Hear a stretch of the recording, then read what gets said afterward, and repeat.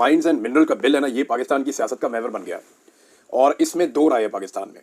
दोनों चीज़ें मैं आपके सामने रखता हूँ। आज कुछ हकायक आपको मैं बताऊंगा, जिन लोगों ने इस पर बड़ी डिटेल में काम किया वो काम भी मैं आपके साथ शेयर करूंगा। कुछ सहाफ़ियों ने इस बिल को, इसके मंदरजात को, इसके अंदर जो चीज़ें उनको पढ़ा है और उन्होंने बताया कि फ्यूचर में क्या होने वाला है और ये बिल क्यों मंजूर करवाया जा रहा है, इसमें जल्दी क्या है। एक राय ये है कि बिल को फौरी तौर पर मंजूर किया जाए और जल्द अज जल्द इस काम को मुकम्मल किया जाए। काबीना ने इसके अंदर जो बहुत जल्दबाजी दिखाई है खैबर पख्तूनख्वा की। और दूसरी राय ये है कि अभी जल्दबाजी ना की जाए, तसल्ली से इसको देखा जाए, इमरान खान साहब से मशवरा भी किया जाए, उसके बाद इस बिल को मंजूर करने या ना करने का फैसला किया जाए। अब जो पहली राय है उसमें एस्टेब्लिशमेंट, हम सब जानते हैं कि उनका इसके अंदर एक रोल है। आर्मी चीफ ने मुलाकात भी की अमरीकी वफद से और उनके साथ माइंस एंड मिनरल्स के ऊपर बात भी की, जबकि जो एलामिया बाद में जारी हुआ उसमें बताया गया कि अमेरिका ने जो पाकिस्तान की मादनियात की पॉलिसी है उस पर इत्मीनान का इजहार किया आर्मी चीफ के साथ मुलाकात में। अच्छा, एक तो यह है कि पाकिस्तान की एस्टेब्लिशमेंट इसके हक में है, वफाकी हुकूमत इसके हक में है, अली अमीन गंडापुर और उनके करीबी साथी उनके हक में है, और वफाकी हुकूमत की जो इत्तेहादी जमातें हैं जितनी भी, चाहे पीपल्स पार्टी है चाहे दीगर पार्टियां हैं जो उनके साथ इक़्तिदार में है, वो सारे इसके हक में है। दूसरी जानिब इस बिल के खिलाफ कौन है? पाकिस्तान तहरीक इंसाफ की क़यादत का एक बड़ा हिस्सा इसके खिलाफ है। पाकिस्तान तहरीक इंसाफ के वोटर और सपोर्टर्स इसके खिलाफ हैं।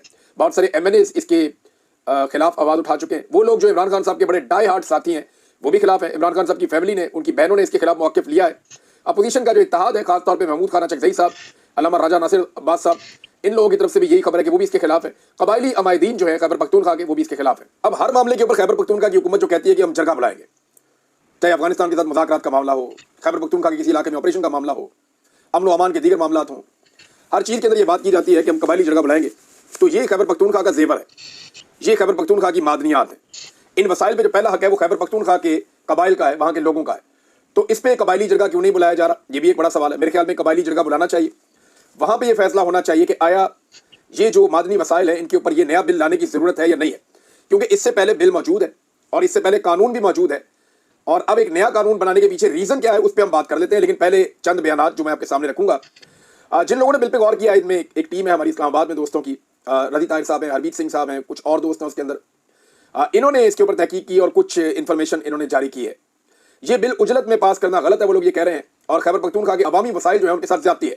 सबसे पहले सलमान अकरम राजा साहब का स्टेटमेंट मैं आपके सामने रखता हूं ताकि एक एक करके सारे बयानात आपके सामने आ जाएंगे, तो आपको अंदाजा हो जाएगा कि इस बिल के ऊपर कौन क्या कह रहा है और किसकी पोजीशन क्या है। सलमान अकरम राजा साहब इस बिल के बारे में कहते हैं कि सूबाई हुकूमत को माइंस एंड मिनरल्स बिल भिजवाकर हुक्म दिया गया है कि उसे इतने दिनों में पास करवा लें। यह तरीका नामुनासिब है। यानी ये तो दबाव डाला गया ना, बताया गया कि बिल आ गया आपके पास, बिल भिजवाया गया है। यानी ये दावा यह है कि ये बिल उन्होंने खुद नहीं बनाया, खैबर पख्तूनख्वा की गवर्नमेंट ने, उनको ये बिल भिजवाया गया है और भिजवा कर ये कहा गया है कि इतने दिनों के अंदर आप ये बिल पास करवा लें। यानी ये एक दबाव है जो बिल उनको भेजा गया। तो सलमान अकरम राजा साहब का मौक़िफ़ इसके अंदर एक ये है। दूसरा इसके अंदर शहबाज गिल साहब का मौक़िफ़ है।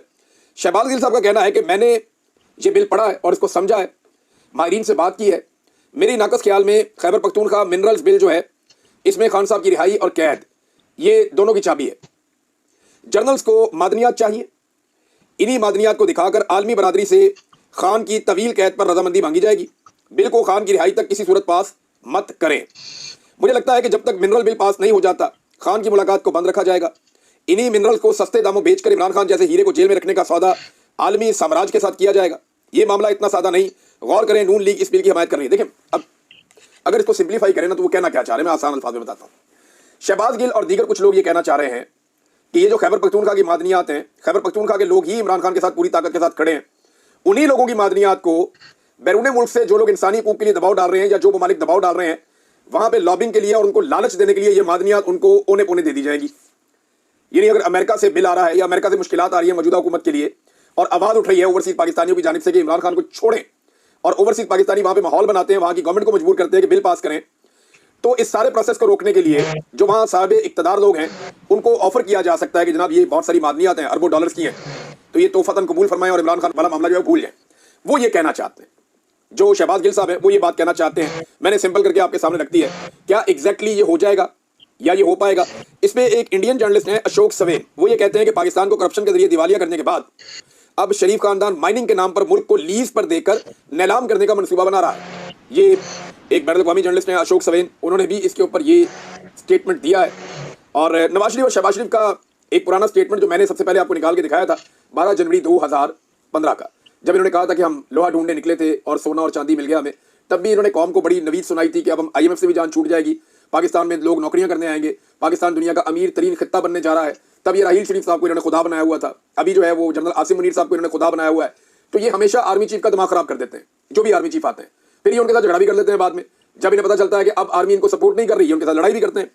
बहरहाल इन्होंने उस वक्त कहा था कि वो कशकोल जो 68 बरस में नहीं तोड़ा जा सका, उसे तोड़ने का वक्त आ गया है। अब हम बाहर कशकोल लेकर नहीं जाएंगे, बल्कि तांबा, लोहा और सोना लेकर जाएंगे और मुल्क का खोया हुआ मुकाम दोबारा हासिल करेंगे। चनियोट में सोने, तांबे और लोहे के ज़खायर मिलने पर शहबाज शरीफ और नवाज शरीफ का जो दावा है वो वायरल हो गया दोबारा से। ये मैंने आपको अपने एक वीलॉग में, 2 वीलॉग्स पहले बताया था कि ये एक्चुअली इन्होंने किस तरीके से पहले भी कौम को बेवकूफ़ बनाया, ये दोबारा कौम को बेवकूफ़ बनाना चाहते हैं। अच्छा नाज़रीन, इसके ऊपर जो है वो अनवर लोधी साहब हैं, एक जर्नलिस्ट, उन्होंने भी एक बात की। उन्होंने कहा खैबर पख्तूनख्वा के अरकान असम्बली याद रखें कि ये मादनियात का बिल नहीं है, इमरान खान की उम्र कैद का बिल है। आलमी ताकतों को मादनियात मिल गई तो इन्हें कोई सरोकार नहीं होगा कि इस मुल्क में जमहूरियत है या नहीं। सियासी कैदियों के साथ क्या सलूक हो रहा है उन्हें कोई सरोकार नहीं होगा। मैंडेट चोरी हुआ है या नहीं हुआ इन्हें कोई गर्ज नहीं होगी। वो ये कह रहे हैं कि जो आलमी ताकतें आवाज़ उठाती हैं पाकिस्तान में इंसानी हकूक़ के लिए, उन्हें चुप कराने के लिए तोहफ़तन ये आपके जो खजाने हैं मादनियात के, ये उन्हें दे दिए जाएंगे और उसके नतीजे में वो चुप कर जाएंगे। अजहर मशवानी साहब जो पाकिस्तान तहरीक इंसाफ के सोशल मीडिया के रूहे रवा हैं, उन्होंने भी जनाब एक ट्वीट किया। वो ये कहते हैं कि माइंस एंड मिनरल्स को वफाक के कब्जे में लाने की कोशिशें इस सिलसिले की कड़ी है जिसके तहत SIFC ने बाकी चीज़ों पर कब्जा किया है। खालिद खुर्शीद को SIFC के कब्जों पर आवाज़ उठाने पर 34 साल सजा दिलवाई गई। रेस्ट हाउसेज के खसारे की आड़ में गिलगित बल्तिस्तान के 44 सियाती मकामात और 4400 कनाल ज़मीन ओने पोने दाम ग्रीन टूरिज्म नामी एक नौसाइदा कंपनी के हवाले किए गए हैं। यानी इतनी बड़ी ज़मीनें जो हैं वो SIFC ने ले ली हैं गिलगित बल्तिस्तान से और वो अक्वायर कर ली हैं और वहाँ पे वो ग्रीन टूरिज्म लेकर आ रहे हैं। और जो मकामी लोग हैं वो इस पर एहतजाज करते हैं कि ये हमारा हक है, ये खूबसूरती, ये जंगल, ये सब हमारा है और हम पहले इसके बेनिफिशरी हमें होना चाहिए, हमें ट्रेंड किया जाए, मौका दिया जाए, ये जितनी हॉस्पिटैलिटी इंडस्ट्री है ये सारी हम चलाएंगे। इस पर आवाज़ उठाई थी तो उसके बाद जो 34 साल तक की सज़ा हो गई है खालिद खुर्शीद साहब को और वो बड़ी मुश्किल में है। उन्होंने भी इसके ऊपर बात की है और उन्होंने कहा ये गलत है, फ़ौज को अपने काम से काम रखना चाहिए, उनको दिफाई मामला देखने चाहिए। जब आप इन मामलों में आते हैं और इनमें नाकामी होती है तो सारा मलबा आप पर गिरता है। जब आप ज़राअत के अंदर आएंगे और गंदम महंगी होगी, आटा नहीं दस्तयाब होगा, गंदम का बहरान होगा तो लोग आपको जिम्मेदार कहेंगे। जब आप मादनियात के शोबे में आएंगे, मुल्क का कर्जा नहीं उतरेगा तो लोग आपको जिम्मेदार कहेंगे। आप जिस शोबे के अंदर आएंगे, बिजली के शोबे में आएंगे, लोगों को तवानाई महंगी मिलेगी और जब लोड शेडिंग होगी तो लोग आपके ऊपर उंगली उठाएंगे। तो ये बात वो समझाने की कोशिश कर रहे हैं। और ये 4199 कनाल जंगलात की वो ज़मीन है जिस पर कोई इमारत सिरे से मौजूद ही नहीं है। एक साल में कितना मुनाफा कमाया ये भी उन्होंने सवाल उठाया। तो खालिद खुर्शीद साहब का और मैंने आपको बताया अजहर मशवानी साहब का भी, इसके ऊपर बैरिस्टर उमैर नियाज़ी साहब ने भी एक स्टेटमेंट दिया है। ये मियाँ वाली से इमरान खान साहब के बड़े करीबी साथी हैं, इन्होंने वहाँ से इलेक्शन लड़ा है। वो ये कहते हैं कि इमरान खान से मशवरा किए बगैर हमें मादनियात का बिल मंजूर नहीं करना चाहिए। यानी सबके सब लोग यही कह रहे हैं कि किसी सूरत भी मादनियात का बिल मंजूर ना किया जाए। ये वो लोग हैं जो इमरान खान साहब के साथी हैं, ये वो लोग हैं। और अलीमा खान साहब ने भी कहा कि जब तक इमरान खान साहब बाहर नहीं आते तब तक मादनियात के बिल पे पेशरफ्त नहीं होनी चाहिए। दूसरी तरफ अली अमीन गंडापुर, उनके भाई और उनके करीबी साथी, उनके कैबिनेट के साथी, वो सारे इस बात पे जोर लगा रहे हैं कि कुछ नहीं है इस बिल के अंदर, इसको फौरी तौर पे मंजूर किया जाए, ये मंजूर होना चाहिए। अब कुछ साफी भी ये बता रहे हैं कि जनाब अब इस बिल के अंदर है क्या। देखिए ये सबसे इंपॉर्टेंट बात तो ये है कि बिल के अंदर क्या है। बिल के अंदर जनाब हुसैन नदीम साहब ने एक इसके ऊपर तहकीक की है और उन्होंने इसको थारोली जब पढ़ा तो उसके बाद वो ये बताते हैं कि अगर इस बिल को आप पढ़ते हैं तो आपको ये पता चलता है कि एक ऐसी मरकजी अथॉरिटी बनाई जा रही है और ताकि कवानीन, क़वायद व ज़वाबित और एहतसाब या जो जवाबदेही आपको देनी होती है, इन सारी चीज़ों को नज़रअंदाज कर दिया जाए और SIFC के इख्तियार के अंदर चीज़ें चली जाएँ। और SIFC जो है वो खैबर पख्तूनख्वा की मादनी सनत का कंट्रोल संभाल ले और मिलिट्री के लिए, मिलिट्री एस्टेब्लिशमेंट के लिए इसमें एक जगह बन जाए। ये बिल्कुल ऐसी है जैसे पंजाब और सिंध के अंदर और बलूचिस्तान में बड़े हिस्सों पर ज़मीन पर कब्जा किया गया है, या कि हॉस्पिटैलिटी इंडस्ट्री जो है उसमें गिलगित बल्तिस्तान के अंदर जो है GB में वो बहुत बड़ा कब्जा किया गया है। उन्होंने कहा जी कि ये पूरी की पूरी सनत जो है वो एक तरह से जारी है मिलिट्री एस्टेब्लिशमेंट के कंट्रोल में SIFC के ज़रिए से। और एक ऐसे सूबे में जहाँ पहले ही जंग जैसी सूरत हाल है, जब इस तरह का काम किया जाएगा तो इसमें अस्करियत पसंदी के मामला भी हैं। उन्होंने बहुत सारी चीज़ें इसके अंदर डिटेल में बताई हैं और उन्होंने कहा जी इसको पढ़ने के बाद जो मुझे समझ आती है वो ये है कि मादनियात जो है वो अब खैबर पख्तूनख्वा के कंट्रोल से निकल के वफाक के और SIFC के कंट्रोल में चले जाएगा। तो नाज़रीन ये मामला है सारा का सारा इस बिल का, माइन एंड मिनरल बिल का। अब इसके ऊपर 2 अलग अलग राय है और पाकिस्तान तहरीक इंसाफ तो नहीं चाहती कि ये बिल जो है मंजूर हो। सलमान अकरम राजा साहब ने मुलाकात के लिए नाम भिजवा दिए, लेकिन पहली मरतबा पिछले 1.5-2 साल में हमने एक चीज़ होते हुए देखी कि बैरिस्टर गोहर जो है वो बड़े अग्रेसिव होकर बोले। लेकिन सलमान अकरम राजा साहब बैठे थे, उनके साथ बैरिस्टर गोहर बैठे थे। सलमान अकरम राजा साहब ने जो सवालात उठाए वो बैरिस्टर गोहर के साथ बैठकर उठाए और उन्होंने कहा कि जब इमरान खान की बहनें बाहर सड़क पर बैठी हैं, जब हमें ज़बरदस्ती रोक दिया गया है, जिनके नाम थे मुलाकात के लिए उन लोगों को बाहर रोक दिया गया, तो बाकी लोगों को अंदर जाके इमरान खान से मुलाकात के लिए जल्दी नहीं करनी चाहिए थी। अब इसमें 2 राय है। कुछ लोग कहते हैं जिन्होंने मौका मिले जाके मिलो तो सही, लेकिन बाकी लोग ये कहते हैं कि वो एस्टेब्लिशमेंट तय करती है कि कौन मिलेगा और कौन नहीं मिलेगा। तो जब एस्टेब्लिशमेंट किसी को अंदर भेजती है तो वो असल बात अंदर जाने नहीं देती और अंदर की बात बाहर आने नहीं देती। बैरिस्टर गौर साहब ने ये सारी बातें बैठ के सुनी थी सलमान अकरम राजा साहब के साथ। उस वक्त वो कुछ नहीं बोले क्योंकि उनकी तबीयत ही ऐसी, वो नहीं बोलते। लेकिन फिर उन्हें जो है वो किसी ने होश दिलाया, किसी ने उनको ताकत का इंजेक्शन लगाया और उन्हें कहा कि बोलिए जनाब, आपको पार्टी का चेयरमैन लगाया गया, आप पार्टी के चेयरमैन हैं, लिहाजा ये तो मौका है, आप बोलिए सलमान अकरम राजा के खिलाफ। तो फिर उसके बाद वो बड़ा खुलकर बोले, जनाब मैंने टिकट दिया सबको, मैं पार्टी में मजबूत हूं, मैं किसी को क्यों जवाब दूं, मुझे सारे जवाब देंगे। तो बड़ा जबरदस्त तरीके से, जोरदार तरीके से पहली मरतबा हमने देखा जनाब बोलते हुए मोहतरम को। इससे पहले हमने कभी नहीं देखा। और एस्टेब्लिशमेंट का एक चैनल है सोशल मीडिया का, उन्होंने उसको रीट्वीट भी किया। यानी अब जरा खुल के सामने आने का वक्त आ गया उनके भी, बैरिस्टर गौर का।